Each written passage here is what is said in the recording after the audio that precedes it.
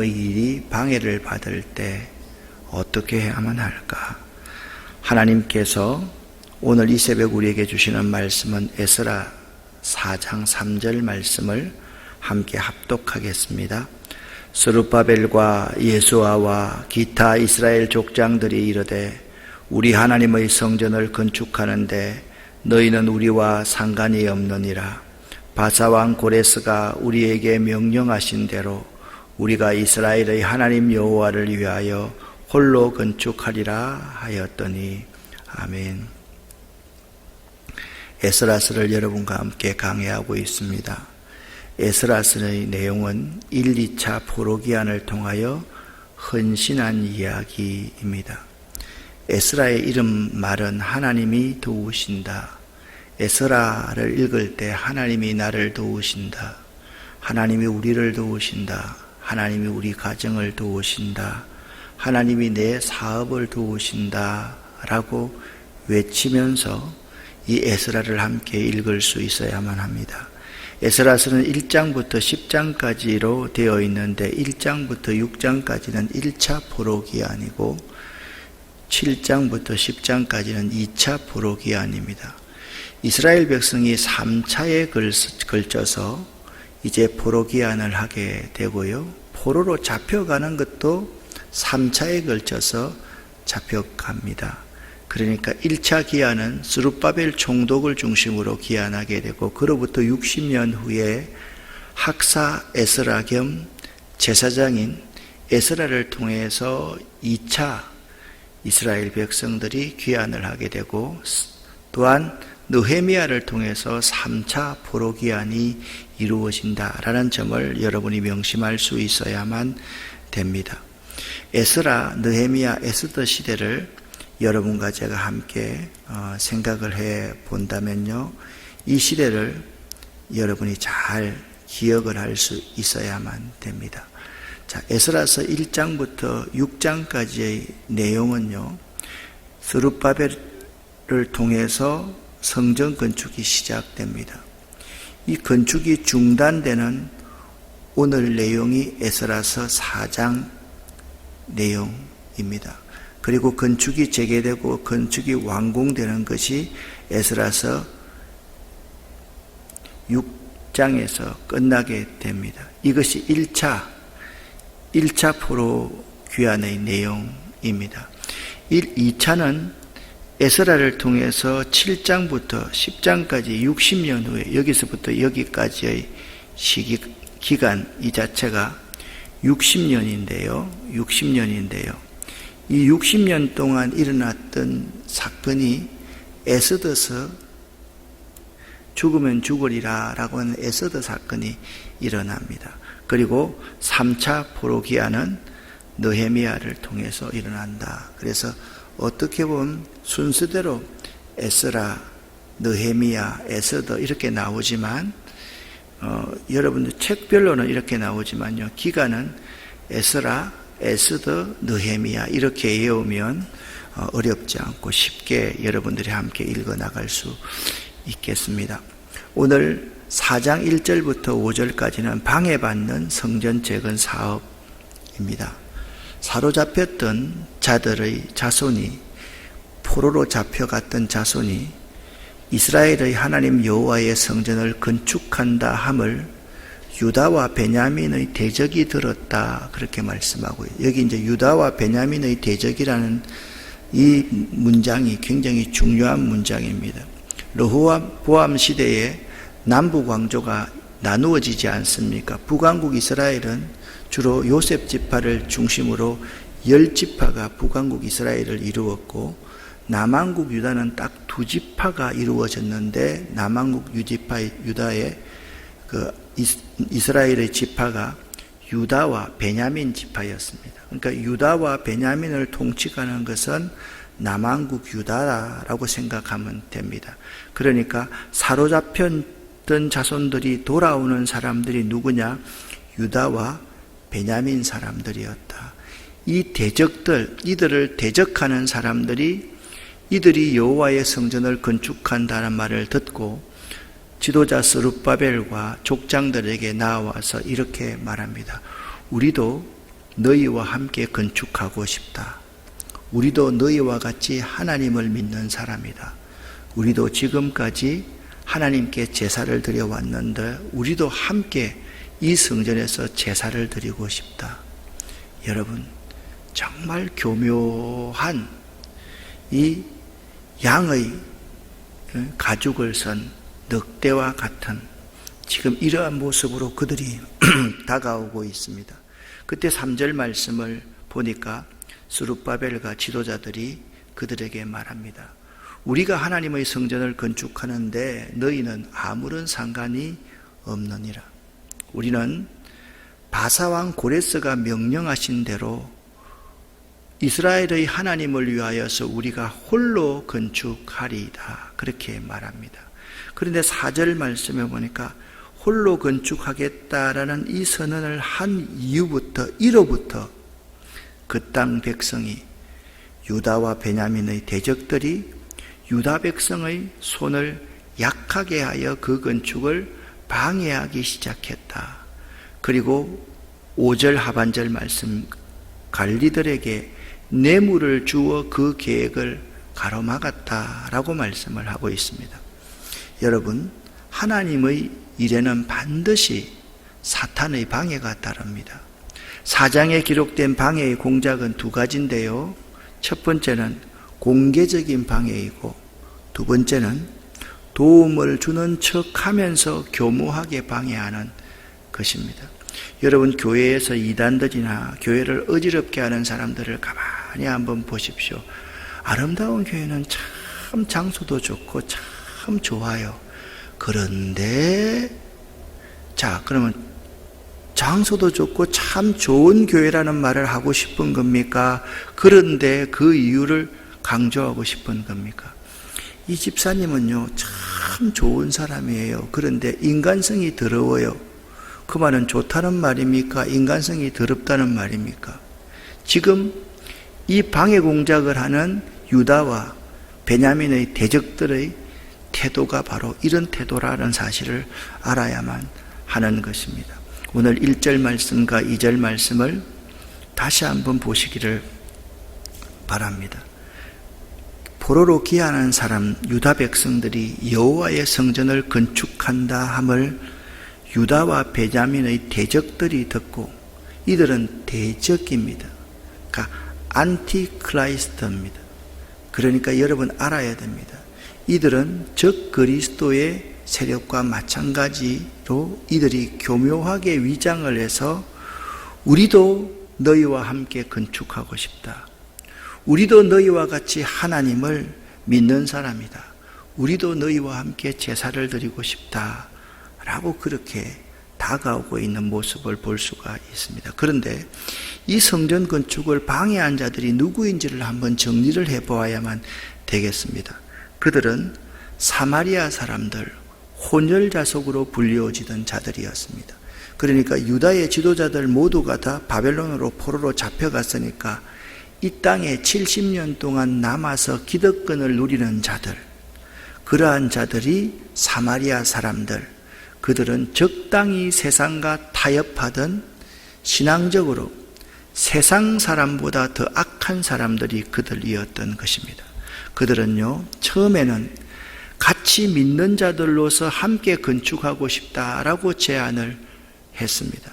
또한 그들은 관리들에게 뇌물을 주면서까지도 방해를 하였습니다. 그들은 바사왕 아닥사스다에게 반대를 위한 고소장을 제출했습니다. 지금 잘 보시면 스룹바벨 총독은 누구의 명을 듣고 이 공사를 시작합니까? 페르시아의 바사의 초대왕 고레스의 명을 받고 왔습니다. 고레스가 죽고 나서 그의 아들 아닥사스다가 왕이 되니까 이 하나님의 은혜를 모르는 사람이 왕이 되니까 이들에게 고소장을 제출하게 된 것입니다. 그리하여서 성전 건축은 기초만 놓은 채 다리오 왕 2년까지 중단되고야 말았다라고 말씀하고 있습니다. 반대를 위한 대표자들의 이름이 오늘 7절 말씀에 기록되어 있는데 7절 말씀에 이렇게 말합니다. 이들의 이름은 비슬람과 미드르닷과 다브엘과 그의 동료들이었다, 그렇게 말씀하고 있습니다. 우리들은 성경에 기록된 이런 부끄러운 이름을 가진 자들이 결코 되지 않아야만 합니다.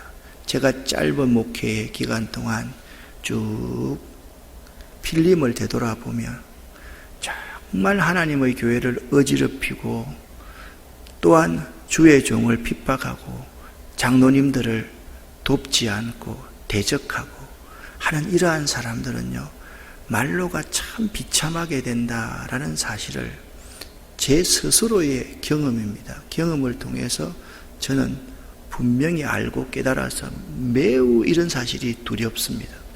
이런 부끄러운 이름을 가진 자들이 결코 되지 말아야만 합니다.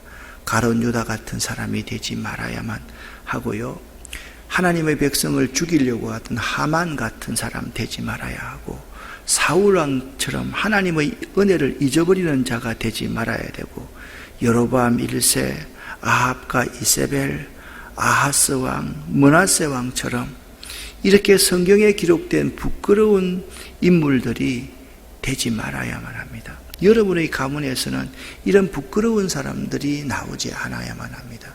교회가 어려울 때 정말 내가 이상한 역할을 할 것 같으면 그 교회를 나오십시오. 그렇지 않으면 그 교회에서 묵묵히 하나의 썩어지는 미랄이 되면서 그 교회를 주님께서, 성령께서 새롭게 하시도록 돕는 자들이 될 수 있어야만 합니다.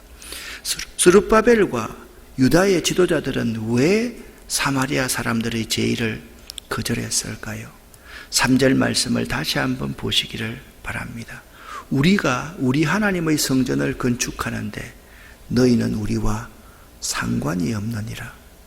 우리가 이스라엘 하나님 여호와를 위하여 홀로 건축하리라. 지금 이 문제는 하나님께서 포로로 끌려갔던 우리에게 은혜로서 다시 하나님의 은혜를 회복하기 위한 작업인데, 너희들은 그 은혜를 배은망덕한 자들이기 때문에 그들의 죄에 대해서, 그들의 악한 대적하는 행위에 대해서 결코 타협할 수가 없는 것입니다. 4절 말씀을 우리 개역 개정판으로 보면, 이로부터 우리는 우리의 길을 가겠다라고 말한 이때부터 그 땅의 백성이, 사마리아 사람들이, 유다와 베냐민의 대적들이 유다 백성의 손을 약하게 하여 그 건축을 아주 행동으로 방해하기 시작했다. 이것을 쉬운 번역으로 보면, 그러자 그 땅 백성이 유다 백성의 길을 꺾어 놓으려고 했습니다. 그들은 유다 백성이 성전 짓는 일을 무서워하게 만들었습니다. 개역 개정 사판과 쉬운 번역을 번역해 보면 이렇게 요점을 정리해 볼 수가 있습니다. 원수 마귀의 동조자들은 첫 번째, 그 땅 백성이, 사마리아 대적자들이 유다 백성의 손을 약하게 하여 그 건축을 방해합니다. 두 번째, 그 땅 백성이 유다 백성의 길을 꺾어 놓으려고 합니다. 그 땅 백성, 그들은 유다 백성이 성전 짓는 일을 무서워하고 두렵게 만들려고 하였던 것입니다. 이들을 오늘 1절 말씀에 에스라라는 저자는 유다와 베냐민의 대적이라고 말하고 있는 것입니다. 우리들은 어떠한 경우에도 혹시나 그들과 타협하여서 일이 수월하게 진행된다고 판단될 때에도, 여러분 생각해 보세요. 스룹바벨과 지도자들이 그들의 제안을 만에 받아들이고 그들과 타협했다라면 어떻게 되었을까요? 성전 아예 짓지를 못했을 것입니다. 어떠한 경우라 할지라도 하나님을 올바르게 섬기는데 치명적인 악영향을 끼치는 요인들은 결코 용납해서는 안 된다는 교훈을 배울 수가 있습니다. 야고보서 4장 7절 8절 말씀에 보면, 하나님을 가까이 하라. 그리하면 너희를 가까이 하시리라. 마귀를 대적하라. 그리하면 너희를 피하리라 라고 말씀하고 있습니다. 마귀의 세력들과는 결코 손을 잡고 타협하는 것이 아니다라는 사실을 배울 수가 있는 것입니다. 이들은 이제 그로부터 구체적으로 행동하기 시작합니다. 악의에 찬 고소장을 아닥사스다 왕에게 보냅니다. 6절 말씀을 보니까 그들이 글을 올려 유다와 예루살렘 주민을 고발하니라 그렇게 말씀하고 있습니다. 10절 말씀에 이렇게 말씀하고 있습니다. 함께 고발한다 하였더라. 누구에게?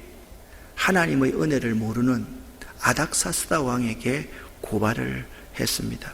그들이 고발한 내용을 보십시오. 참으로 어처구니 없는 거짓말입니다. 이렇게 말을 하고 있습니다. 당신에게서 우리에게로 올라온 유다 사람들이 예루살렘에 이르러 이 패역하고 악한 성읍을 건축하고 있습니다. 여러분, 아닥사스다의 부모님은, 고레스 왕은 뭐라고 그랬습니까? 하나님의 성전을 건축하라. 그리고 이 성전을 건축하는데 자기의 모든 재산을 다 내어 주었습니다. 그리고 그 조상들이 했던 그 말을 바꾸어서 이 패역하고 악한 성읍을 건축, 그들이 하나님을 섬긴다고 하면서, 그들이 하나님께 제사하고 싶다고 하면서, 함께 성전을 짓고자 하면서 이 패역하고 악한 성읍을 건축한다라고 말씀하고 있습니다. 왕은 분명히 아십시오. 만일 가정법을 씁니다. 이 성읍을 건축하고 그 성곽이 완공되면 저 무리가 다시는 조공과 관세와 통행세를 바치지 아니하리니 결국 왕들 대대로 손해가 되리이다. 또 역사책을 한번 살펴보십시오. 이 성읍은 패역한 성읍이라서 예로부터 항상 왕들에게 대적해 왔습니다. 자, 여러분, 시드기야가 두 눈을 뽑히고 잡혀갔던 것이 어떤 나라입니까? 바벨론이었습니다. 지금 이 나라는 바벨론입니까? 다른 나라입니까? 페르시아입니다. 바벨론을 무너뜨렸던 페르시아 왕에게 바벨론 왕의 역사를 들어서 말하고 있는 거예요. 정치인들은 항상 그럽니다. 자기가 잘못하는 것은 전임자들의 문제다. 잘한 것은 자기가 한 일이다. 이것이 정치하는 사람들의 그런 모습입니다. 만약 이 성읍이 중건되어 성곽이 준공되면 이로 말미암아 왕의 각 건너편 영지가 없어질 것입니다. 저들이 반드시 배신할 것입니다. 이처럼 원수들은요, 어처구니 없는 거짓 모함을 하는 존재들인 것입니다. 여러분과 제가 요한복음 8장 44절 말씀을 함께 읽어보겠습니다. 너희는 너희 아비 마귀에게서 났으니 너희 아비의 욕심대로 너희도 행하고자 하느니라. 그는 처음부터 살인한 자여 진리가 그 속에 없으므로 진리에 서지 못하고 거짓을 말할 때마다 제 것으로 말하나니 이는 그가 거짓말쟁이요 거짓의 아비가 되었음이라. 아멘. 그러니까요, 이들을 고소하는 사마리아 사람들, 그들은 거짓말쟁이요 거짓의 아비인 사단의 하수인이다라는 사실을 우리에게 말씀해 주고 있습니다. 이제 고소장에 대해서 아닥사스라가 답을 내립니다. 내가 조서를 내리노니 잘 들어라. 내가 명하는 이 명령을 전하여라. 21절입니다. 그 사람들에게 공사를 그치게 하여 그 성을 건축하지 못하게 하고 내가 다시 조서를 내기까지 기다려라. 그랬더니 그들이 예루살렘으로 급히 가서 유다 사람들에게 권력으로 억제하여 무엇입니까? 요절 말하면 경찰과 모든 것을 동원하여서 그 공사를 강제로 그치게 하였다. 이에 예루살렘에서 하나님의 성전 공사가 바사왕 다리오 제2년까지 중단되니라. 귀환한 유다 백성들이 감격의 눈물을 흘리면서 성전 재건 사역을 시작하였지만 원수 대적들의 거짓 고소로 말미암아 성전 재건의 사역이 중단된 것입니다. 여러분, 선한 일에는 반드시 방해나 장애물이 있을 수밖에 없음을 알아야만 합니다. 그렇다면 우리가 어떻게 해야만 합니까? 여러분과 제가 계속해서 시편 126편 1절부터 6절까지를 읽어왔습니다. 여호와께서 우리를 포로로 돌리실 때 우리가 꿈꾸는 것 같았도다. 여호와께서 우리를 위해서 대사를 행하셨도다 라고 고백하면서 시편 126편 5절 6절에 이렇게 말씀을 하고 있습니다. 눈물을 흘리며 씨를 뿌려라. 울며 씨를 뿌리러 나가라 라고 말씀하고 있습니다. 저는 이 6절 말씀이 참 공감이 됩니다. 어떨 때는 제 몸을 위해서가 아니라 이 교회와 이 목회와 여러분들을 위해서 제가 건강해야만 하는데 나가서 운동하는 일이 참 하기 싫을 때가 있습니다. 어제도 아내랑 밥을 먹으면서 그렇게 말하면 오늘은 참 운동하기 싫다. 안 나갔으면 좋겠다. 나가자. 그래서 그러면 있잖아요. 30분 걷겠다라고 생각하는 것이 1시간 반 걷게 됩니다. 10,000보, 12,000보, 15,000보를 이렇게 채우게 되는 것이죠. 정말 우리들이 할 수 있는 일이 뭘까? 우리에게 방해와 어려움이 있을 때, 우리에게 중단할 수밖에 없는 그런 상황이 있을 때 할 수 있는 일은 눈물을 흘리며 씨를 뿌리는 일, 눈물을 흘리며 씨를 뿌리러 나가는 일밖에 없다라는 사실을 알아야만 합니다. 이 그림은요, 반고흐의 씨 뿌리는 사람이라는 그림입니다. 빈센트 반 고흐는 돈 없고 예술에 미친 미치광이죠. 예술을 사랑하며 인생을 바친 사람이 빈센트 반 고흐입니다. 이 고흐의 그림을 딱 보면요, 강렬한 색채만 봐도 누구나 고흐의 작품이구나 라는 것을 알 수 있습니다. 씨 뿌리는 사람은 희망 속에 삽니다. 그는 그에게 무슨 일이 닥쳐도 씨를 뿌리면 좌절하지 않습니다. 오늘의 역경도 씨에서 열매가 돋아날 내일을 떠올리면서 참을 수가 있는 것입니다. 우리 모두에게 당장 불행과 고난은 언제든지 닥칠 수가 있습니다. 그것을 이겨내기 위해서 우리는 무엇을 해야만 합니까? 내일로 씨 뿌리는 것을 미루지 않고 바로 오늘 지금 계속 꾸준하게 성실하게 씨를 뿌려야만 하는 것입니다. 역사에 예가 있습니다. 놀라운 것은요, 죽음에 임박한 사람들은 씨를 심어 놓았다는 사실 한 가지만으로도 배고픔에 굶주려 있으면서도 수확의 순간까지 한 사람도 죽지 않았다는 사실입니다. 씨, 믿음은 희망입니다. 우리 새롭게 구입한 환경센터에 가면 보리를 심어 놓았다라고 말씀을 드렸지 않습니까? 어제 우리 교육자와 직원들이 거기 큰 기러기들이 앉아서 보리 씨앗들, 그 씨앗 싹 나는 것을 먹지 못하게 띠를 두르러 갔습니다. 이게 한번 보십시오. 여기 보리가 이제 싹이 납니다. 싹이 날 때 어떻게 납니까? 이 두꺼운 땅을요, 이렇게 밀어 올리면서 싹을 내고 있습니다. 이렇게 씨는요, 생명이요, 희망입니다. 씨 뿌리는 삶은 믿음 있는 자의 마땅한 삶입니다. 그래서 우리들은 어떤 상황 속에서도 믿음을 심어야 되고 생명을 희망하면서 살아가야 되는 것입니다. 사랑하는 성도 여러분, 하나님께서는 지금도 우리에게 말씀하십니다. 여러분의 무너진 성전을 지금 다시 일으켜 세우십시오. 반드시 선한 일에는 방해나 장애물이 있을 것입니다. 그때 잠깐 중단되었다 할지라도 울며 씨를 뿌리러 나가십시오. 울며 씨를 뿌린다는 것이 어떤 의미겠습니까? 여러분, 새벽기도 나오는 거, 이거 목숨을 걸지 않으면 새벽기도 나올 수 없습니다. 얼마나 이불 밑에 있고 싶고 나오기 싫은지 아십니까? 그럴 때 울며 씨를 뿌리러 나가는 심정으로 죽으면 죽으리라는 심정으로 나가야만 하는 것입니다. 그때 기쁨으로 단을 거두어서 가지고 돌아올 수가 있다라고 성경은 우리에게 말씀하고 있는 것입니다.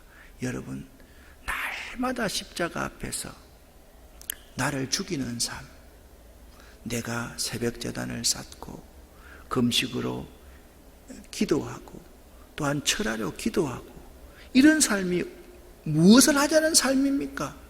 울며 씨를 뿌리러 나가는 삶 아니겠습니까? 여러분과 제가 성전을 다시 세우고 우리를 다시 개혁하고 우리 스스로를 다시 추스리는데 참 힘든 부분들이 많이 있습니다. 타협하고 싶을 때도 있을 것입니다. 그런데 그 타협은 곧 우리의 죽음이다라는 사실을 잊지 말아야만 합니다. 여러분, 울며 씨를 뿌리러 나가는 여러분의 삶이 되시기를 예수 이름으로 간절히 축원합니다. 기도하겠습니다. 살아계신 하나님 아버지, 우리의 삶이 새벽제단을 위해서 목숨을 거는 삶, 금식하며 철야하면서 나의 입술의 모든 말과 나의 마음이 묵상이 주께 연락되기를 원합니다. 날마다 주야로 주의 말씀을 묵상하는 자들, 울면서 씨를 뿌리러 나가는 자들 되기를 원합니다. 하나님 우리에게 말씀하시는 말씀을 종들이 듣겠습니다. 우리들의 무너진 성전을 지금 다시 일으켜 세우기를 원합니다. 어떠한 방해의 세력이나 어떠한 장애물이 있더라도 믿음으로 희망을 가지고 극복하면서 일어나서 울며 씨를 뿌리러 하나님의 성전에 오르겠습니다. 이러한 결단할 수 있는 저희들 되기를 원합니다. 예수 그리스도 이름으로 축복하옵고 간절히 기도 올립니다. 아멘.